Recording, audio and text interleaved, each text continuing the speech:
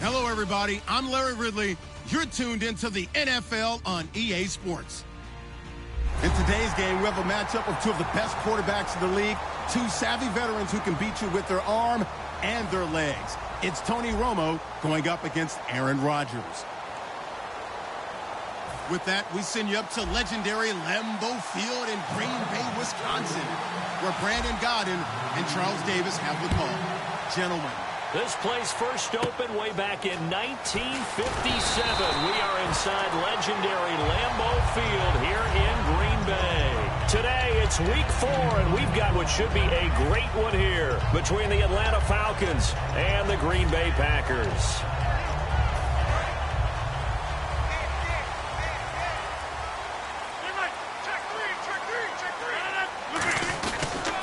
On the ground, this is T.J. Yeldon. And he'll be taken down, but not before he gets into enemy territory. He'll get 17 yards there. And that leads to a Green Bay first.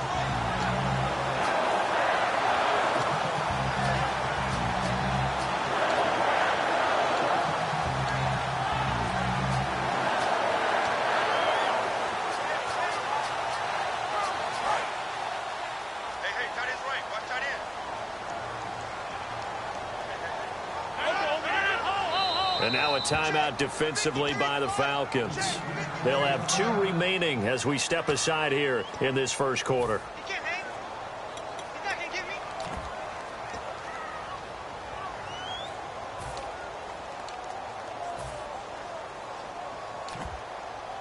So the offense has it 1st and 10. And the D-line pinching together must be expecting the run. On 1st and down he goes. A sack. They sack him back across midfield at about the 48-yard line. Well, the beauty of screen passes is they take a little time to develop, and they can often hit big, but sometimes they take too long to develop, and sometimes you get sacked. Yeah, what's perfectly called for a defense to attack a screen? Typically a blitz, and even though people think that the screen operates against the blitz, if you have the blitz called and you still cover the screen, that allows your blitzers to get there. He's going to wind up and air it out. Cole Beasley, the intended target, and it's 3rd down. And now this offensive unit, we get a look at their starters. They put up good numbers last week, looking to carry that forward. Yeah, Brandon, they saw the numbers from last week. They expect to at least replicate them. They think that they can put up bigger numbers this week. They are a confident bunch.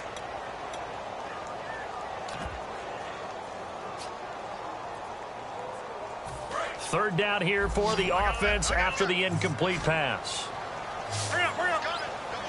319, 319. On 3rd and long, it's Rodgers. He's going to try and go a fight for the football, and it's intercepted. Picked off by Eric Rowe. And a big turnover there as his guys will get the football back. Certainly not how they envisioned ending their opening drive here in the first quarter. Too many ones in this play. First quarter, first drive, first interception thrown. And that last one, that hurts.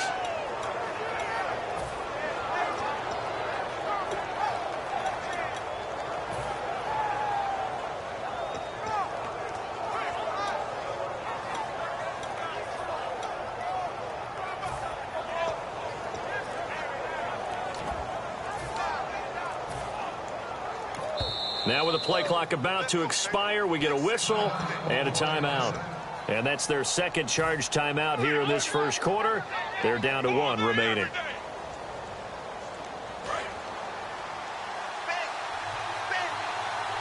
They'll put 2 receivers left, 2 to the right. After the interception, here's Romo looking for his running back, and he's got him. He got 18 yards out of that one, and it gets him a new set of downs.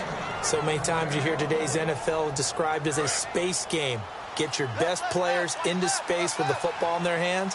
That's why sometimes you just swing it out to your runner, get him out in the flat, and let him have a chance to make people miss an open field. On first down, Romo. He's going to float this one deep right side. And it drops down incomplete. Thought he might have had it. Instead, second down. And how about this wide receiving core, Charles? Well, I was at the hotel watching a little film, and you popped your head in and said, these receivers are pretty good from what I can tell. You're exactly right. Can't wait to see them do their thing out on the field. So incomplete on first. Let's see what second down has in store.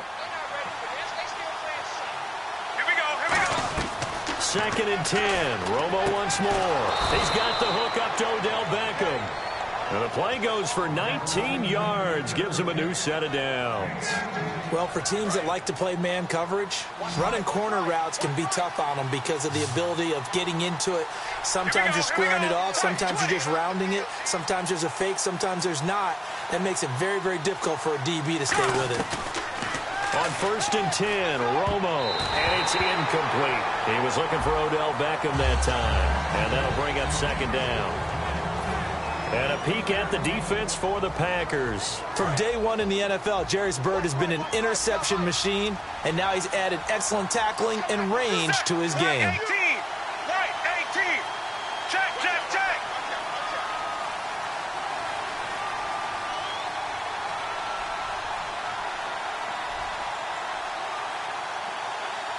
Possible run anticipation here as the D-line sandwiches together. Here's Romo.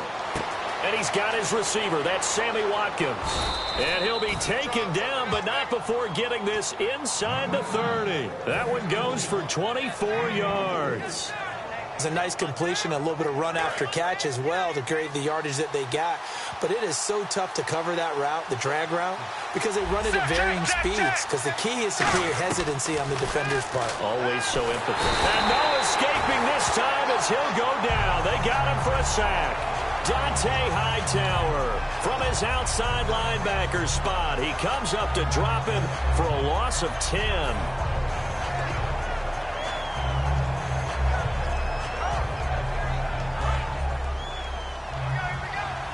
Check. Let's go now. Right 20. Here's Romo now on second down. He's got his man on the crossing route. That one good for 17 as they're set up better now for third down. Brandon, so many times we see the crossing route start as a quick hitter, but in this play, he had time in the pocket and waited for him to clear going across. Right 20. Romo on third down. Trying to get it to Beckham, and it's intercepted. And some room to roam now. And a super return as he gets us all the way down inside the 25-yard line. The Packers offense now, they get ready to head back on the field. Well, they thought they were going to break the tie. The defense had other plans. They were already in field goal range, but boom, an interception. I don't know if this was a case of being a little bit too greedy with the opportunity to put points on the board, but give credit to the guys on the defensive side. Hung in there, battled, and made a key play. They go back to the air here after the INT. And they do get him down, but not before he reaches the 4-yard line. Partner, it's a lot of fun watching the NFL now, isn't it? Because when the big fella runs routes, it used to be when we were kids, he'd run about 3 different routes, and that was it. Now he can run anything and catch the balls we just saw there. Hurry up. Check 4. Reset. Check 15. 58 on. And the offense inside the 5 here at the 4. It's first and goal. It's a gain of a yard, and it'll set up second and goal. And here now the defensive starters for Atlanta. Navarro Bowman makes anyone's short list for the best linebackers in the game.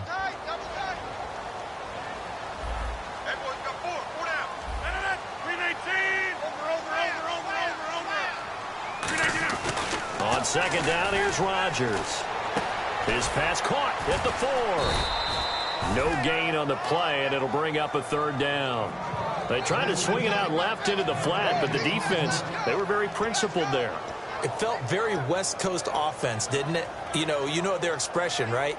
On a West Coast offense, when they throw the ball, it's either going to be a touchdown or a check down, meaning they like to press it downfield. If they don't have it, swing it out, which is exactly what we saw there. But how about the great pursuit and tackle to make a nice play? Rodgers now on 3rd and goal. Escaping the pressure right. Under pressure now, and he's going to go down just inside the 5-yard line. And while he did a good job of sliding around in the pocket, there was nowhere to go with the football, so he had to take off and try and run. He just got back to the line of scrimmage, no gain. And Zerline's kick is good. And the Packers are off to a 3-0 lead. So give them 3 there. A good drive gets them inside the 5, but they couldn't punch it in. And credit this defense, too. That was the old bend but don't break approach. But it kept the offense out of the end zone. This one taken from the 7. And nice work on the return as they'll start their drive just past the 30-yard line. So out come the Falcons now. Looked like they had something going last drive. Then the interception happened. Will they recover? The memory they need to keep with them is that they did have something going. They were moving the ball on offense, had a nice sequence going. Don't worry about the other part. You can't get that back. Let's go back to what you were doing well before. I thought you were going to say they need to have no memory, but remember the good part, forget the bad. I like that even better. One of the things that's really difficult for an offense is often identifying how to block a 3-4 defense. Well, when they're coming on a blitz, even more difficult. They're elusive targets and hard to hit.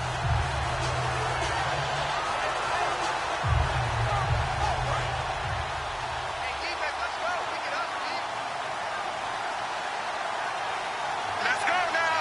White 18. White 18. Go. On 2nd down, here's Romo. Throwing for his running back, and he's got him complete. It's a gain of 6 on the play, and they're going to have a 3rd down. And just in general, Charles, on a play like that, how tough is it for the defense to account for a running back essentially being a receiver downfield? It's very difficult, especially if the running back has skills like a receiver, and you're aware of that before the game even begins. So throughout your practice sessions, you're going to want to be aware of him. Where is he lining up? What can he do? What kind of damage can he do to us downfield? And who can match up with him without weakening our overall defense? You're exactly right. It's a tough task to match up to him.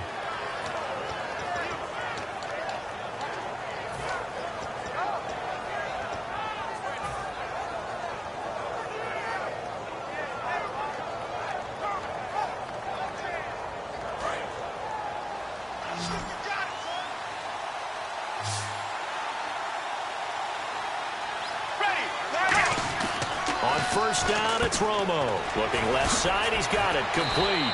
And he's brought down. They'll get 19 yards there. And it'll give the Falcons a 1st down. And when you're playing a quarterback with some experience and some moxie, you enter the danger zone when you decide to blitz him, because if he's able to diagnose as he did on that play, he can hurt you downfield. He reads defenses so well, doesn't he? He really does, and the best part about that play for him, I don't think that was his primary target. I don't think so either. I think he had the read, figured out where the blitz was coming from, and went to a secondary target for a really nice game.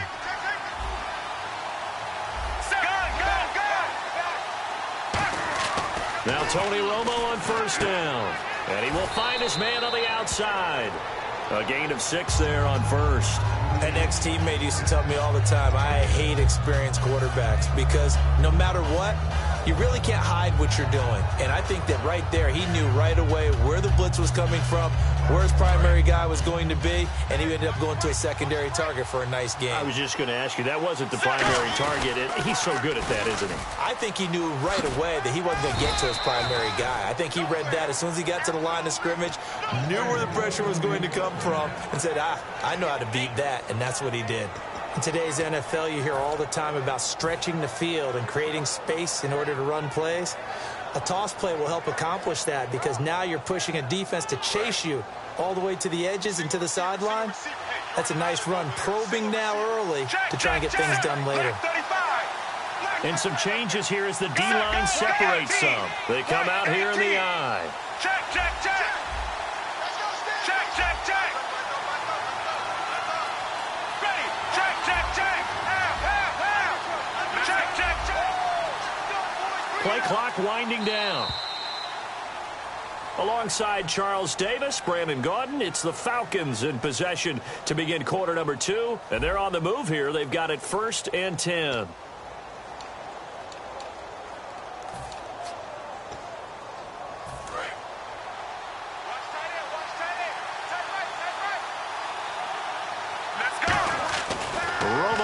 First down. He's going to flip that out to the flat. It's complete. And he's able to work it here to the 8-yard line. Give him 6 on the play, and it'll be a 2nd down. I'm going to show my age here a little bit. We used to talk about running backs catching the ball as safety valves. Nowadays, they're a big part of the passing offense. Quit acting like you're so old. You're only 65. Now they'll run it on the toss. And he is into the end zone for a Falcon touchdown. A great play there. His 2nd touchdown on the season. And the Falcons have taken the lead. Solid job up front. Really just a solid job all the way around to get that one in. That was well executed, wasn't it? Well blocked, well run. End result, 6 points. Touchdown. Boswell now to kick it away after the touchdown. And this will be a touchback as that sails over the end line. And Green Bay getting ready to go as they take the field.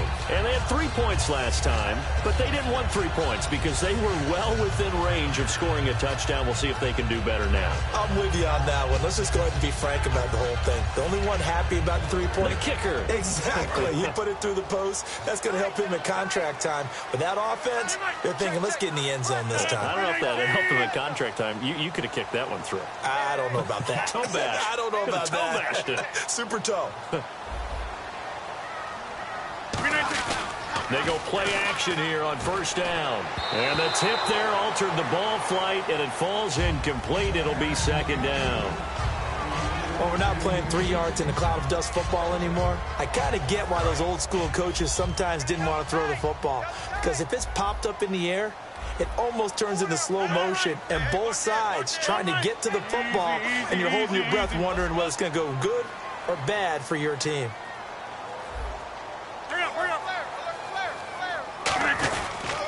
On 2nd down, here's Yeldon, and he is going to lose yardage here. Call that a loss of 5 yards on the play. And they're going to be staring at a 3rd and long here. Now whistles come in. We're going to get a timeout here by the offense. They'll have 2 remaining as we step aside here in this 2nd quarter.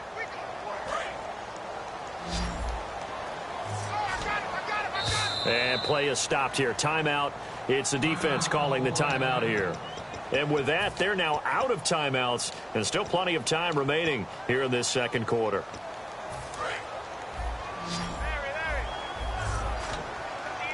And on 3rd and 15, we see the dime look, 6 DBs on the field. Playing pass all the way. On 3rd and long, it's Rodgers. And incomplete. The contact made the ball roam free and brings up 4th down. On any passes in the middle of the field, anyone who's going after the football is going to be conscious that it's probably going to be contested, and often physically. Sometimes that leads to drops.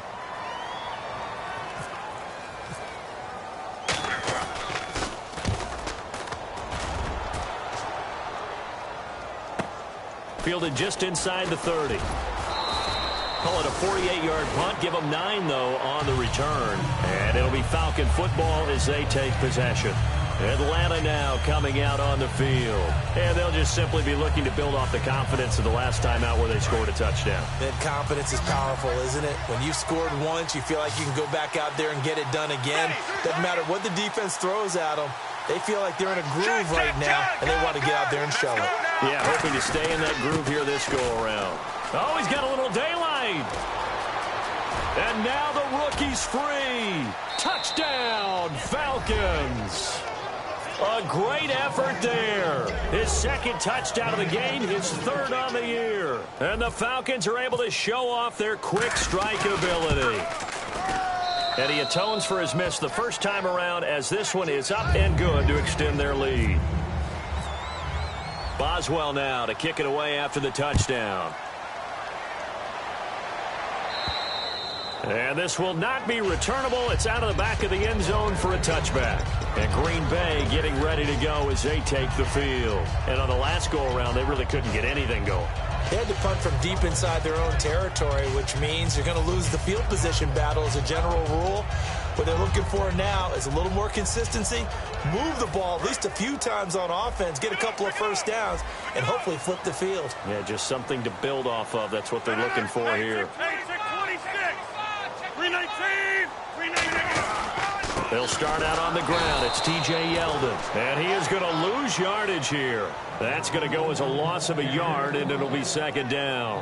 When you're putting together a formula for winning defense, it's exactly what we're seeing in this game. Controlling the line of scrimmage, attacking, and changing everything so that now they're playing in the offense's backfield. They're playing an excellent game.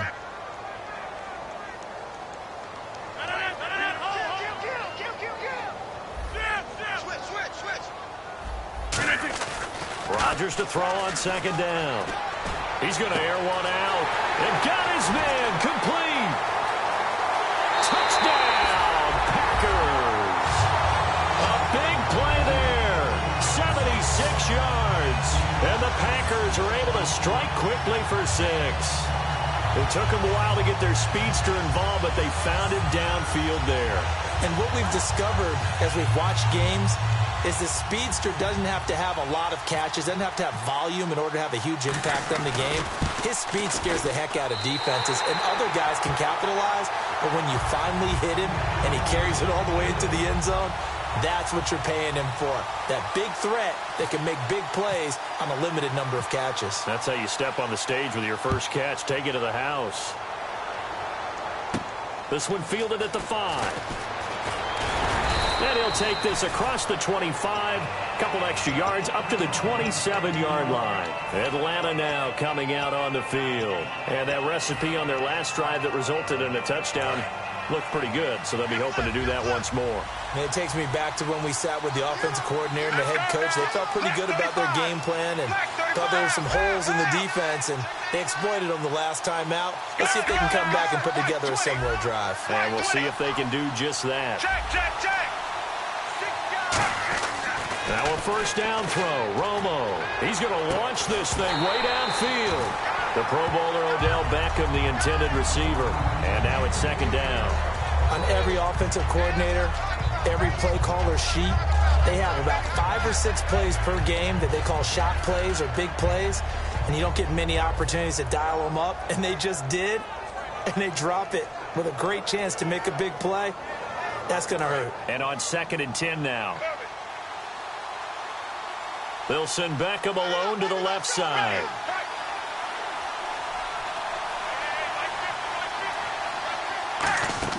On 2nd and 10, Romo. He's going to let it go again.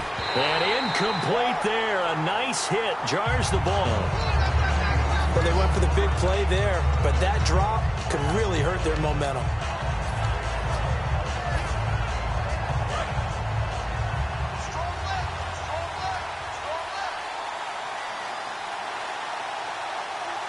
Go down, extra defensive back in there on 3rd and 10. And this time he's got the hook up. It's complete. And they're going to get this one all the way out across the 45. Everything about that play was beautiful. A great corner route where the receiver worked the defensive back inside and then broke back to the outside to the corner. But how about the throw by the quarterback? Anticipation on the break from inside to outside. He threw the football. As the receiver turned around, the ball greeted him. 5 yards on the catch there, brings up second down. Second down now after the pass completion. Looks like the defense in press coverage here.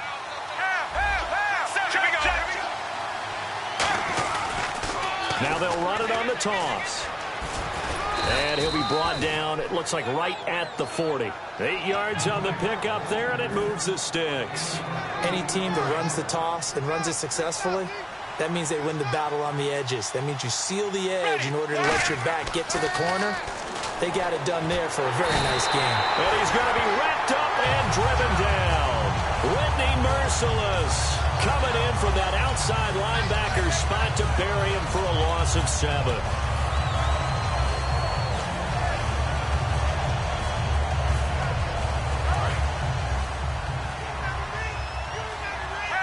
One receiver left, 3 to the right.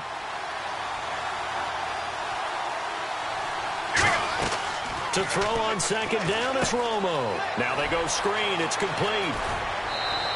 And a nice gain of 21 yards. I wonder what was going through his mind when he got the play call. He just got sacked on the previous play. He knows they're coming after him again. A little bit of guts to stand in there, take the hit, and successfully complete the screen pass. Really well done. On first down, Romo. And this is caught at the 8. And he gets it all the way down inside the 10 to the 5-yard line. I know that in recent years, it's been tough on Tony Romo. A lot of injuries have piled up, but he's still able to sling it, Brandon. Look at that throw. Yeah, he can. By the way, you know his given name on his birth certificate? Hit me. Antonio Ramiro Romo. That flows He's got a together good pretty ring, well, Tom. huh? Let's start calling him Antonio. The lyrical one. Well, it's been the air game that's taken them down on this drive before they finally turned around and handed it off on the last play. And now they're looking for the big boys to get him in the end zone. Couldn't do it there. It'll be interesting to see. Offensive lines had to pass block a lot on this drive. Will they be able to revert and fire out and create some space in the run game? And on the outside, they're playing press coverage. And the hole closes quickly here. He can fight only to about the 4. They give him 2 yards officially, and now it'll be 3rd and goal.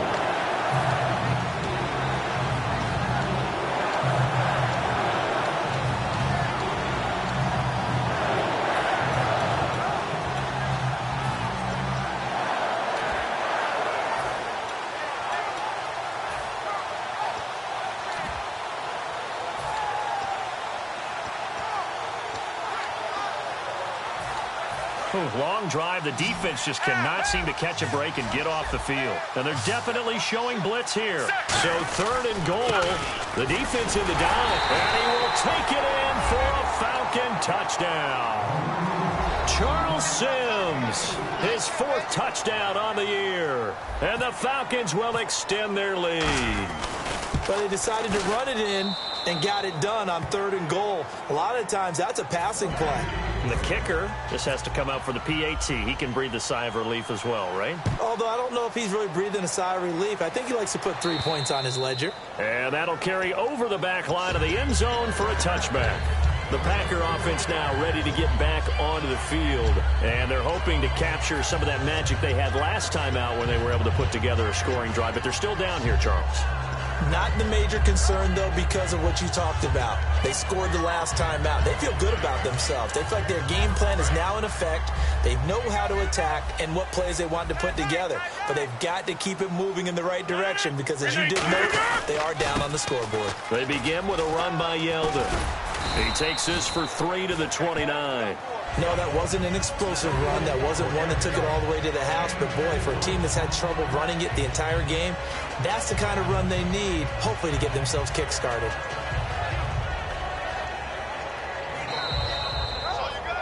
Two minutes to play here in the first half. We're back to Lambeau following these words. Slam. 319. They'll run it again with Yeldon. 7 yards there, good enough to move the sticks. T.J. Yeldon's not afraid to drop a shoulder or run through some tackles, is he? Not at all. I learned it in his high school days in Alabama, then, of course, stayed in state to play at Alabama. He could do that there. And what I think is best about him, and when he's really on top of his game, when he's a little bit lighter, a little bit quicker, I think he's strong enough. He's compact enough to break those tackles, but I think he's at his best at a shiftier weight. A first down carry now for Yeldon. And nothing doing. He's immediately taken down at the line of scrimmage. No gain on the play there. 2nd down. And while there was no gain on that run, we do know coaches whose identity is rooted in taking it almost to the limit and then changing things up on you down the stretch. I think we're getting really close to that point in time, though, where the identity may have to go out the window, and they've got to go nowhere to escape, and he goes down. Connor Barwin in there to get him his 2nd sack now of the afternoon. Defensive end gets in there that time. They were in a 4-3. What's the responsibility of the ends versus the tackles there, Charles? Well, most of the time when you talk about the ends, they're your pass rushers. They're the guys that you turn loose to try and get to the guy who's going to throw the football. The tackles, usually more of the run-stuffing variety. But the way this game is advanced, you're